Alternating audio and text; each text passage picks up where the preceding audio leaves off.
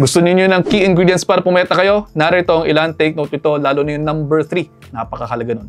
Una, iplano mong maigi. Kinakailangan sa ganito nakaplano at mayroon kang commitment sa gagawin mo. Hindi ito magiging madali pero dapat mayroon kang commitment na hindi ka mawawala ng pasensya sa sarili mo.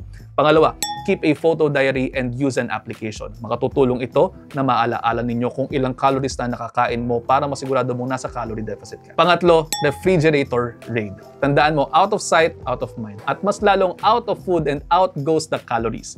Kung maglalagay ka sa refrigerator mo ng mas maraming tsokolate bilang reward mukha mo, eh baka maparami ka pa niyan. Problema kasi napakadaling i-access na ng mga pagkain matataas sa calories tulad niyan kung lagi ninyong nakikita, kaya please lamang out of sight, out of mind. Tandaan nyo yan. Pang-apat, get an accountability buddy. Pwede rin gumawa ng support group dahil mas magkakaroon kayo ng encouragement, tips at motivation kung mayroon kayong kasabay sa ginagawa ninyo. Marami pa talagang iba pero ito na lamang muna dahil paubos na ang 1 minuto. I hope you're all one minute wiser. Pakipasuan kung may natutunan. See you next episode. Ingat.